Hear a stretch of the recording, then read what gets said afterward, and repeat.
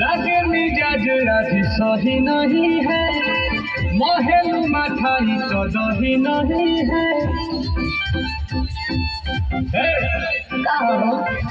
लगे मिजाज आज सही नहीं है, महल मठाई तो दही नहीं है।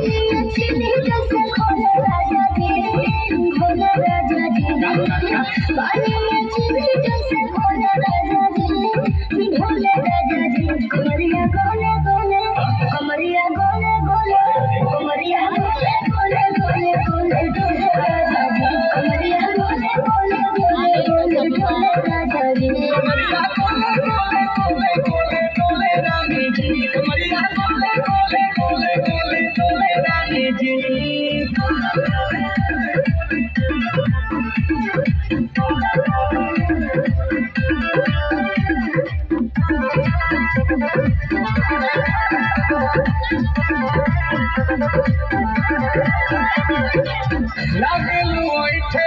कोहरा में बैठे करे करे जा धक्का धक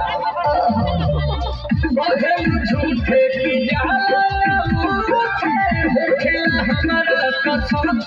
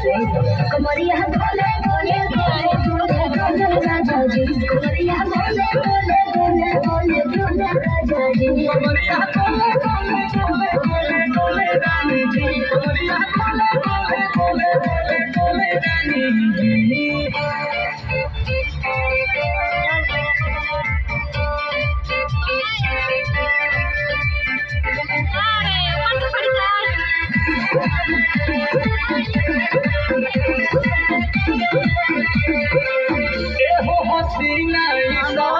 के बिना सीना से जलवा के सोट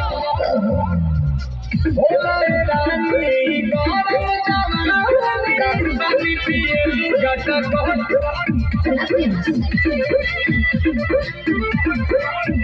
या तुम रहना चलो जरा सा मेरे को सीधे साधे तुम्हें पूछो चलो पापा तो बोले राजा जी बोले राजा जी पापा तो बोले राजा जी बोले राजा जी कमरिया बोले बोले कमरिया बोले बोले कमरिया बोले बोले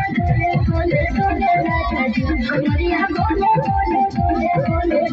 राजा जी कमरिया बोले बोले बोले बोले बोले रानी जी कमरिया बोले बोले बोले बोले